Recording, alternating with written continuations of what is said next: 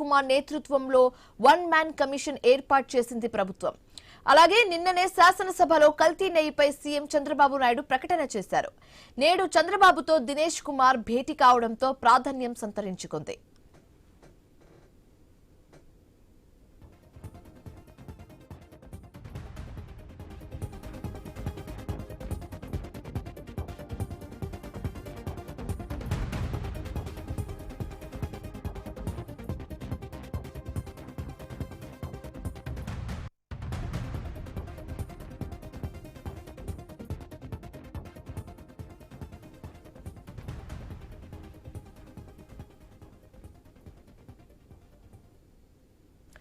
CM చంద్రబాబుతో retired IAS Dinesh Kumar భేటీ అయ్యారు. కల్తీ నెయ్యి వివాదంలో దినేష్ కుమార్ నేతృత్వంలో వన్ మ్యాన్ కమిషన్ ఏర్పాటు చేసింది ప్రభుత్వం.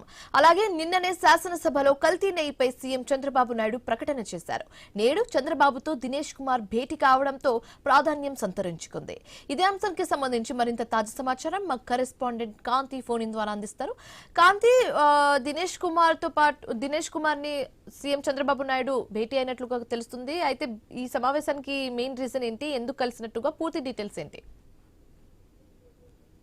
శివాని, కల్తీ నెయ్యి అంశంలో ఏదైతే నిన్న అసెంబ్లీలో CM Chandrababu Naidu power point presentation ఇచ్చారు, దాంతో పాటు సిట్ ఇచ్చినటువంటి నివేదిక ఏదైతే ఉందో నివేదిక చూసిన తర్వాత ఒక ఏకసభ్య కమిషన్ ను కూడా ఏర్పాటు చేయడం జరిగింది. ఏకసభ్య కమిషన్ ఏర్పాటు చేయడమే కాకుండా త్వరితగతిన దానికి సంబంధించినటువంటి రిపోర్ట్ ని అందజేయాలి అని చెప్పి కూడా ఆదేశాలు జారీ చేయడం జరిగింది. అలాగే నిన్నిచ్చినటువంటి పవర్ పాయింట్ ప్రజెంటేషన్ లో అసెంబ్లీ వేదికగా ఏదైతే కల్తీ నెయ్యి అంశం పైన ప్రజల్లోకి తీసుకెళ్లాల్సినటువంటి అంశాలన్నింటినీ కూడా సీఎం చంద్రబాబు నాయుడు స్పష్టంగా తెలియజేయడం జరిగింది. ఆ తర్వాత సిబిఐ ఏదైతే తప్పు చేసినటువంటి అధికారుల మీద చర్యలు తీసుకోవాలని ప్రభుత్వానికి నివేదిక కూడా పంపించిందని వివరించారు. అయితే ఈ క్రమంలోనే రాష్ట్ర ప్రభుత్వం ఏకసభ్య కమిషన్ ని ఏర్పాటు చేస్తున్నట్లు కూడా సీఎం చంద్రబాబు తెలిపారు. ఈ నేపథ్యంలోనే దీనికి సంబంధించి ఏకసభ్య కమిషన్ కి సంబంధించినటువంటి IAS officer, retired IAS officer తోటి సీఎం చంద్రబాబు భేటీ అయ్యారు. ఈ రోజు ఉండవల్లిలో